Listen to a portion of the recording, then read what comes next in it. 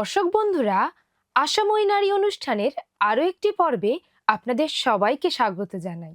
বিগত কয়েক সপ্তাহ ধরে আমরা এমন বিষয় নিয়ে আলোচনা করেছি যা নিয়ে খ্রিস্টীয় মণ্ডলীতে সাধারণত খুব বেশি কথা বলা হয় না, আর সেটা হলো আমাদের আবেগ। সেগুলো কেন আমাদের দমন করে রাখা উচিত নয়, তাই নিয়ে আজ আমরা কথা বলবো। আমার মনে হয় এটা এমন একটা আলোচনা যা প্রত্যেকটি বিশ্বাসীরই করা দরকার। কারণ সত্যি কথা বলতে কি, আমাদের প্রত্যেকেই কোনো না কোনো সময়ে আমাদের আসল অনুভূতিগুলো লুকিয়ে রাখবার প্রলোভনে পড়েছি, বিশেষ করে মণ্ডলীতে। ঠিক কথা। আর ব্যাপারটা হলো, আমরা জানি অনেক সময় আবেগগুলো আমাদের জন্য অপ্রতিরোধ্য হয়ে উঠতে পারে। দুঃখ, রাগ, দুশ্চিন্তা, নিরুৎসাহ হওয়া, আমরা সবাই এই সবের মধ্যে দিয়ে যাই। কিন্তু ঈশ্বর আবেগগুলো ভুল করে সৃষ্টি করেননি। এগুলি সবই তার পরিকল্পনার অংশ। এই অনুভূতিগুলোর মধ্যে কোনো বিপদ নেই। বিপদটা হলো যখন আমরা সেগুলোকে দমিয়ে রাখি, এমন ভান করি যে আমাদের অনুভূতিগুলো সত্যি করে হচ্ছে না। আসুন না বন্ধু, বিষয়টা একটু বুঝবার জন্য আমরা দুটো দৃশ্য কল্পনা করি। এগুলো বাস্তব নয়, কিন্তু এগুলো দেখায় আমরা যখন আমাদের আবেগকে ছোট করে দেখি বা উপেক্ষা করার চেষ্টা করি, তখন সেটা কতটা অযৌক্তিক হয়ে ওঠে। প্রথম দৃশ্যটি হল একজন সৈনিককে নিয়ে। এই দৃশ্যটা কল্পনা করুন। সে সামনের সারিতে দাঁড়িয়ে যুদ্ধ করছে, প্রবল শত্রুর আক্রমণের মুখে দাঁড়িয়ে আছে। সে নিজেও আহত, আর তার দলের সদস্যদের একে একে মৃত্যুর মুখে পড়ে যেতে দেখছে, এবং সে রেডিওতে সহায়তা চাইছে। আমাদের সাহায্য প্রয়োজন, আমরা প্রবল গোলাগুলির মধ্যে পড়ে গেছি। আর উত্তরে সে কি শুনতে পেল? আতঙ্কিত হইও না সৈনিক, ওরা তো শুধু শত্রু। কথাটা কত হাস্যকর, তাই না? কিন্তু সে তো আতঙ্কিত হয়নি, সে তো কেবল বাস্তব পরিস্থিতিটা জানাচ্ছে।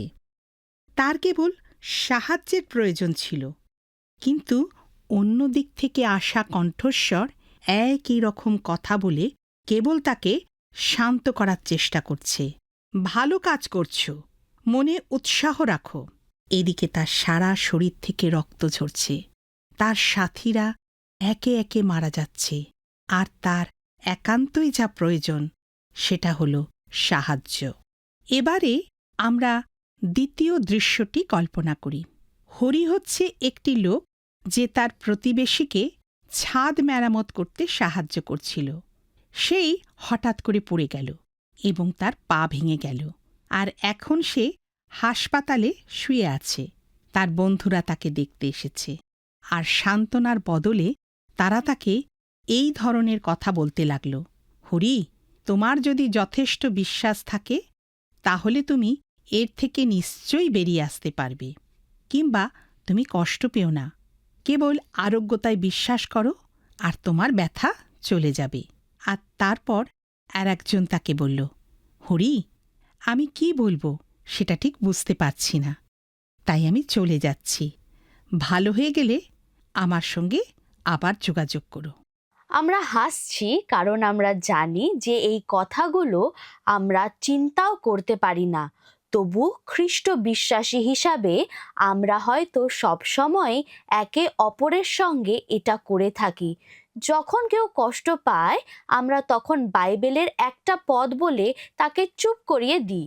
সত্যি কথা হলো, প্রকৃতপক্ষে আমরা কোনো সৈনিকের সঙ্গে এমন ব্যবহার করি না, অথবা কোনো বন্ধুর পা ভেঙে গেলেও এমন ব্যবহার করি না। তাহলে আমরা কেন ভাবি যে মানুষের সঙ্গে আবেগগত বা আত্মিকভাবে এমন আচরণ করা ঠিক? যখন কেউ উদ্বেগের সঙ্গে লড়াই করে, তখন আমরা তাকে বলি, শুধু বিশ্বাস রাখো।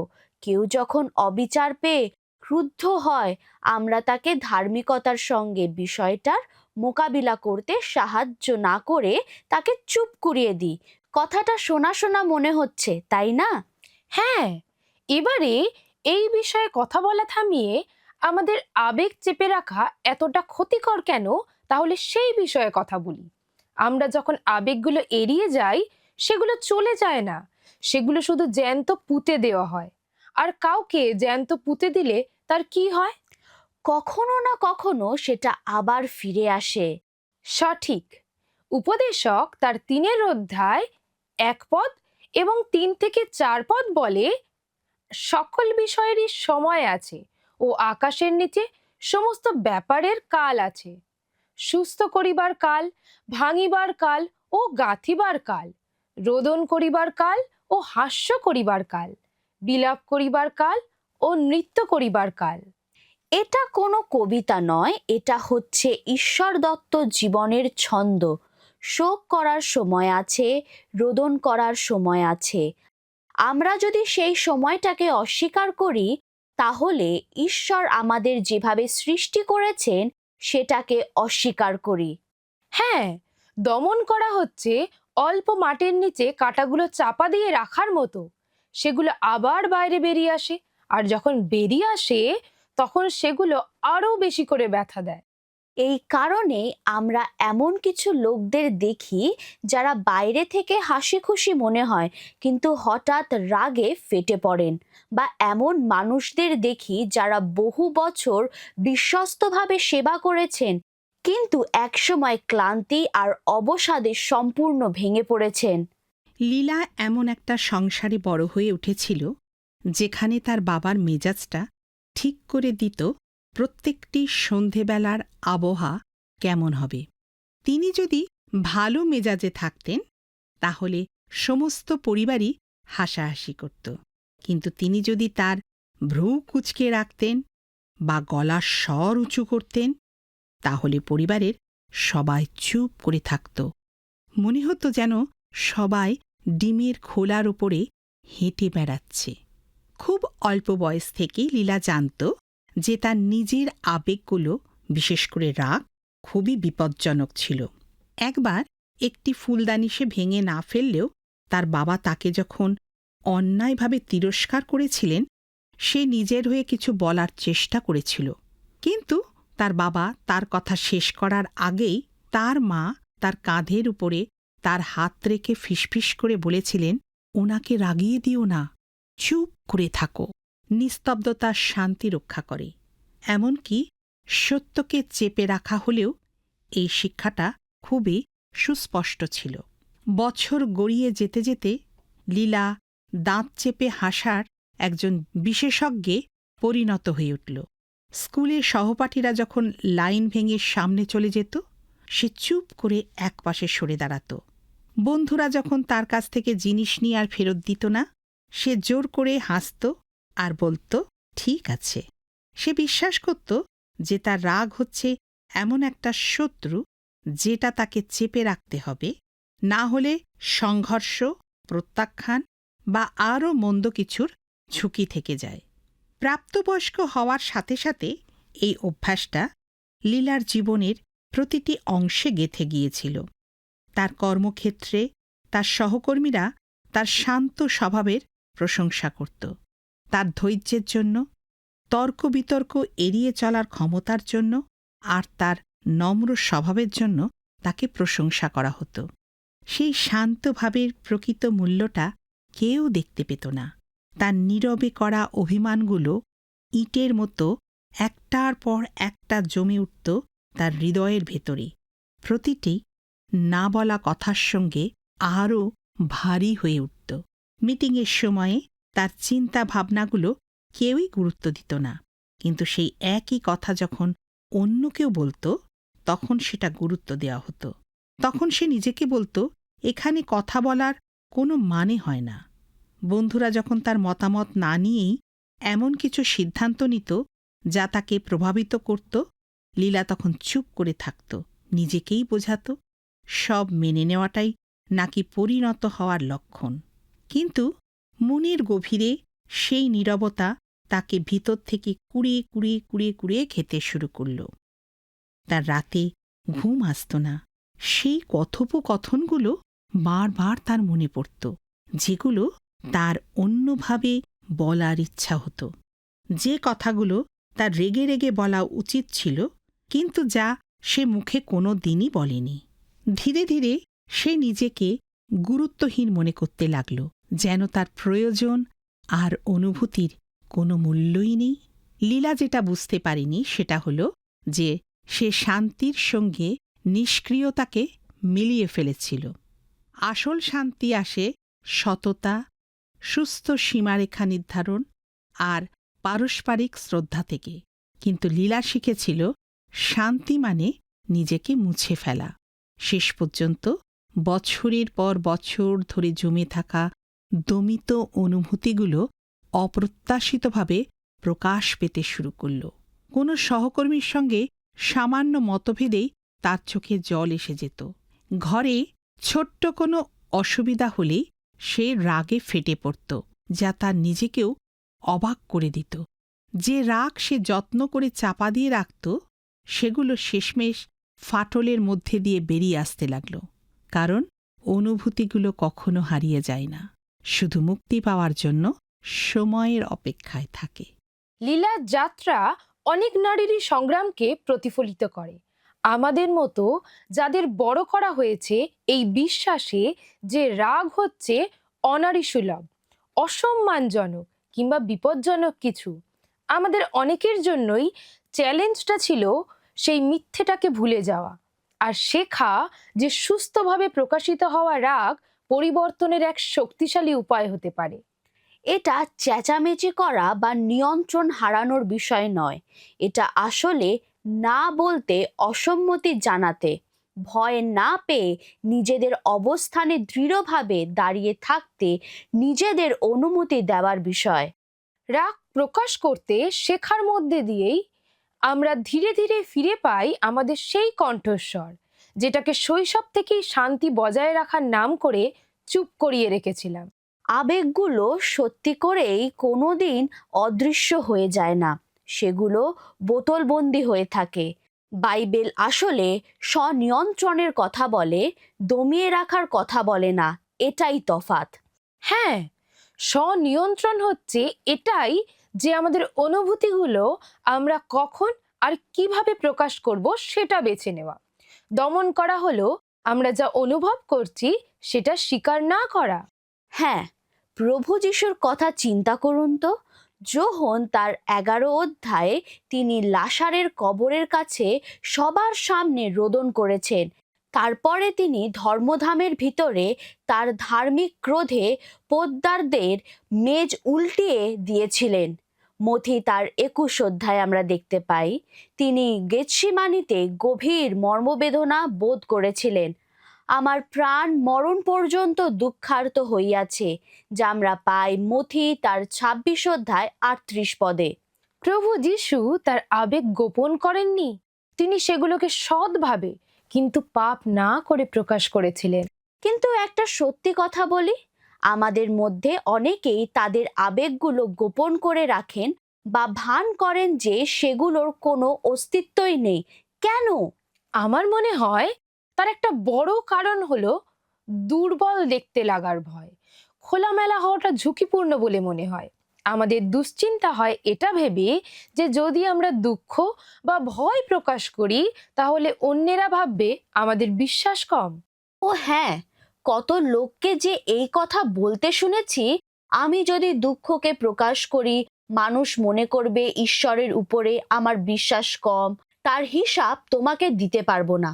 কিন্তু ওটা কোনো বিশ্বাস নয়, ওটা হলো কাজ। আরেকটা কারণ হলো বিরোধ এড়িয়ে চলার প্রবণতা। মানুষ মনে করে আমি যদি স্বীকার করি যে আমি কারোর উপর রাগ করেছি তাহলে অবস্থা আরো খারাপ হবে, আর তাই তারা সেটা গিলে নেয়। কিন্তু সেই গিলে নেওয়া রাগ বিরক্তিতে পরিণত হয়। আবার অনেক সময় আমরা বিরোধিতা ভয় পাই। আমরা মনে করি যে কারো কাজে যদি রাগ করি তাহলে সেটা আরো খারাপ হয়ে যায়। আর আমাদের অনেকের ক্ষেত্রেই আমরা ছোটবেলা থেকেই শিখেছি যে এটাই যেন ছিল স্বাভাবিক আচরণের ধরন। যদি আমরা এমন একটা পরিবারে বড় হয়ে উঠি যেখানে আবেগ প্রকাশ করা নিরাপদ নয়, যেখানে প্রতিটি রাগ, কান্না বা দুঃখের প্রকাশের পরেই সমালোচনা শুনতে হয়, তাহলে আমরা ধীরে ধীরে নিজেদের গুটিয়ে নিতে, চুপ করে যেতে শিখে ফেলি। হয়তো আমাদের বলা হতো কান্না থামাও, ও নয়তো হ্যাঁ, তাই বছরের পর বছর আমরা নিজেদেরই বোঝাতে শিখেছি আমাদের অনুভূতিগুলো কোনো গুরুত্বের নয়, সেগুলো গোপন করাই নিরাপদ।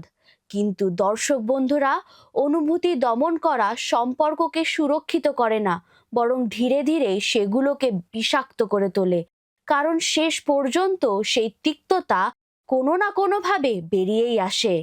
আসুন তাহলে দেখি, যখন আমরা আমাদের আবেগ চেপে রাখি তখন ধাপে ধাপে কি হতে থাকে। প্রথমে আমাদের যোগাযোগের বিঘ্নতা আসে। আমরা যা অনুভব করি তার সঙ্গে যা বলি তার কোনো মিল হয় না। এটা অনেকটা সেই সময়ের মতো যখন কেউ এমন কিছু বলে যা আমাদের গভীরভাবে আঘাত করে, কিন্তু আমরা শুধু বলি আমি ভালো আছি।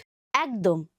এরপর আবেগগুলো জমে যেতে থাকে, রাগ আমাদের ভেতরে থেকে যায়, সেগুলো গেজে ওঠে এবং পেকে উঠতে থাকে। গোপন করা আবেগগুলো সব থেকে কষ্ট দেয়। তারপর আসে সম্পর্কের টানাপোড়েন। যদিও আমরা জোর দিয়ে বলি যে সবকিছু ঠিক আছে, মানুষ কিন্তু আসল কথা বুঝে ফেলে। আমরা সবাই এগুলো করে থাকি, তাই না? শেষ পর্যন্ত এতদিন ধরে চেপে রাখা আবেগ আমাদের শরীরকেও আঘাত করে, চাপ থেকে হওয়া অসুস্থতা তৈরি করে, আর কখনো কখনো সেটা অকাল মৃত্যুতেও গিয়ে পৌঁছায়। ইফিসিও তার 4 অধ্যায় 26 থেকে 27 পদে বলছে, ক্রুদ্ধ হইলেও পাপ করিও না, সূর্য অস্ত না যাইতে যাইতে তোমাদের কোপাবেশ শান্ত হোক, আর দিয়াবলকে স্থান দিও না। লক্ষ্য করুন, এটা বলা হয়নি কখনো ক্রুদ্ধ হইও না, সেখানে বলা হয়েছে ক্রুদ্ধ হইলে পাপ করিও না। এটা হচ্ছে আমাদের অনুভূতি, ইতিবাচক হোক বা নেতিবাচক, সেটা স্বীকার করার আর শত্রু সেটার সুযোগ নেওয়ার আগেই যেন আমরা গঠনমূলকভাবে মোকাবিলা করতে পারি, তার একটা আহ্বান। তাহলে আসুন সঠিকভাবে আমাদের আবেগের মোকাবিলা আমরা কেমনভাবে করব, বাইবেল থেকে তার কয়েকটা উদাহরণ দেখি। যেমন প্রথম শমূয়েল তার 1 অধ্যায় হান্নার বিষয়। তিনি নিঃসন্তান ছিলেন, খুবই কষ্টের মধ্যে ছিলেন, আর মন্দিরে তার হৃদয় উজাড় করে দিচ্ছিলেন। এলি ভেবেছিলেন তিনি মত্তা। কিন্তু ঈশ্বরের কাছে তিনি তার দুঃখ প্রকাশ করেছিলেন বলেই ঈশ্বরের দ্বারা তিনি সম্মানিত হয়েছিলেন। তিনি তার প্রার্থনার উত্তর দিয়েছিলেন। আমরা ইয়োবের কথাও চিন্তা করতে পারি। তিনি তার সন্তান আর স্বাস্থ্য, তার জীবিকা হারাবার পরেও এমন ভান করেননি যে সবকিছু ঠিক আছে। কিন্তু তবু পবিত্র শাস্ত্র বলে এই সকলেতে ইয়োব পাপ করিলেন না, যা আমরা পাই ইয়োব তার 1 অধ্যায় 22 পদে। অসাধারণ, তাই না? ঠিকই, আমাদেরও এমন করা উচিত। গীত সংগীতায় আমরা যদি দেখি দাউদের জীবন, তিনি কিছু চেপে রাখতেন না। তিনি রাগ দেখিয়েছেন, তিনি কেঁদেছেন, তিনি আনন্দ প্রকাশ করেছেন, তিনি হতাশ হয়েছেন। যা আমরা পাই গীত সংগীতা তার 13-এ এই কথা দিয়ে শুরু হয়েছে, কতকাল সদাপ্রভু আমাকে নিয়ত ভুলিয়া থাকিবে। এটা খুবই একটি চাঁচাছোলা কথা ছিল। এলিও হচ্ছেন আরেকজন। কর্মেল পর্বতে তার বিজয়ের পরে তিনি সেখান থেকে পালিয়ে গিয়েছিলেন, রোতম বৃক্ষের নিচে বসেছিলেন এবং ঈশ্বরের কাছে মৃত্যু কামনা করেছিলেন। আর ঈশ্বর কিভাবে তার উত্তর দিয়েছিলেন? তাকে তিরস্কার করে নয়, কিন্তু খাদ্য, বিশ্রাম আর মৃদু চাপ দিয়ে। জিরোমিও তাই, যাকে আমরা রোদনকারী ভাববাদী বলে জানি। তিনি সবার সামনে বিলাপ করতেন। আর 2 করিন্থীয়র পত্রে সাধু পৌল লিখেছেন, এমনকি জীবনের আশাও ছাড়িয়ে দিয়াছিলাম। এমনকি ক্রুশের উপর থেকে যিশু উচ্চরবে চিৎকার করে বলে উঠলেন, ঈশ্বর আমার, তুমি কেন আমায় পরিত্যাগ করিয়াছ? তার সেই আর্তনাদ একেবারেই যথার্থ ছিল। যদি পাপহীন পরিত্রাতা তার চরম দুঃখের কথা বলতে পারেন, তাহলে আমরাও ঈশ্বরের কাছে আমাদের কষ্টকে নিয়ে যেতে পারি। তাই আসুন কিছু বাস্তব বিষয় নিয়ে আলোচনা করি। আমরা কেমনভাবে আবেগকে দমন করে রাখার থেকে স্বাস্থ্যকর প্রকাশে সরে আসতে পারি। আমার মনে হয় সবচেয়ে গুরুত্বপূর্ণ বিষয় হলো প্রথমে আমাদের আবেগগুলোর পরিচয় দেওয়া। আসুন আমরা আর এই কথা না বলি যে আমি খুব বিরক্ত, বরং নিজেদের সঙ্গে কথা বলি, আমার কি রাগ হয়েছে, আমি কি দুঃখ পেয়েছি, আমি কি উৎকণ্ঠিত। আবেগের পরিচয় জানা থাকলে আমাদের ভিতরের ঠিক কি অনুভূতি হচ্ছে সেটা সুস্পষ্ট হয়ে ওঠে। এটা একটা খুব গুরুত্বপূর্ণ উপদেশ। আমরা যখন বুঝতে পারি আমাদের অনুভূতি কি হচ্ছে, তখন প্রার্থনায় ঈশ্বরের কাছে সেটা নিয়ে আসতে হবে। ফিলিপিও তার 4:6 বলে, তোমাদের যাচনা সকল ঈশ্বরকে জ্ঞাত করো, সেগুলোর মধ্যে অবশ্যই থাকবে যেগুলো আমাদের চোখে জল আর মনে ভয় নিয়ে আসে। এর পরের বিষয়টা আমাদের কয়েকজনের জন্য হয়তো সহজ, আবার কয়েকজনের জন্য কঠিন হবে। নির্ভরযোগ্য মানুষের কাছে আমাদের আবেগগুলোর কথা খুলে বলতে হবে।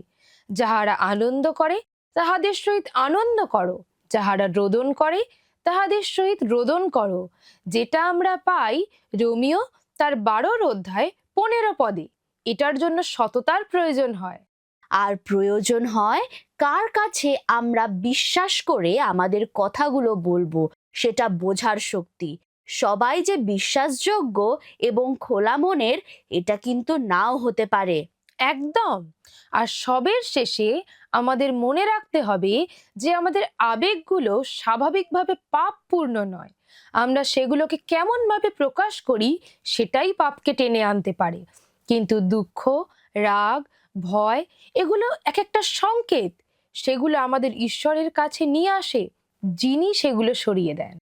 প্রিয় দর্শক বন্ধুরা, সৃষ্টিকর্তা আমাদের হৃদয়কে এমনভাবে সৃষ্টি করেছেন যেন সেটা কোনো যুদ্ধক্ষেত্রের মতন নয়, কিন্তু একটা বাগানের মতন হয়। আমরা যখন নিজেদেরকে অনুভব করতে, কাঁদতে, আনন্দ করতে, দুঃখ করতে দিই, তখন আমরা সেই বাগানে ফসল ফলাই।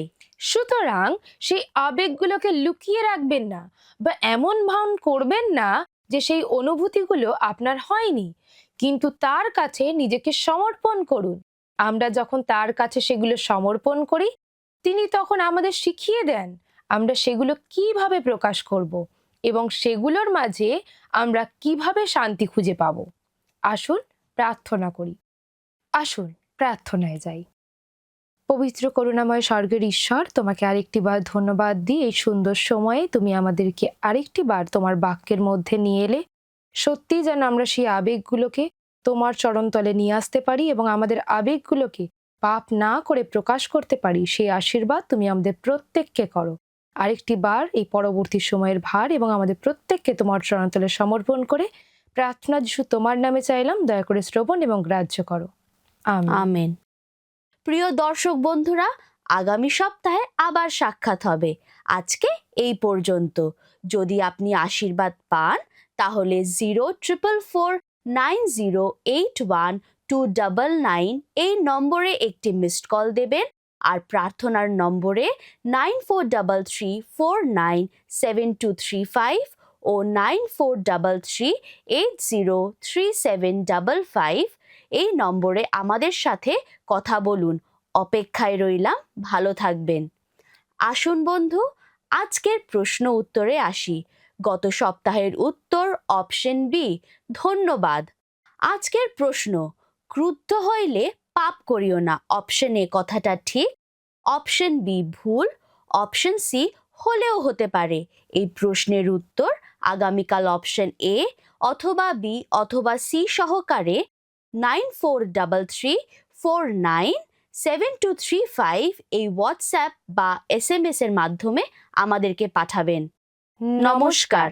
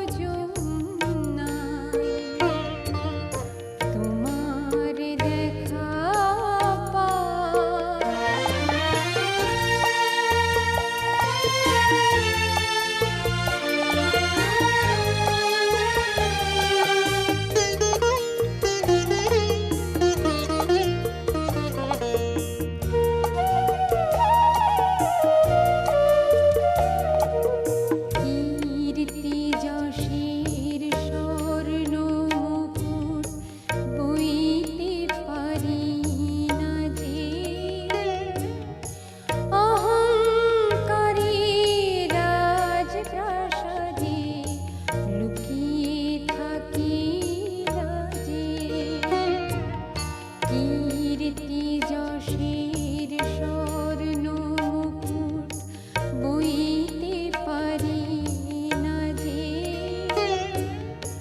অহংকারের রাজপ্রাসাদে লুকিয়ে থাকিল যে।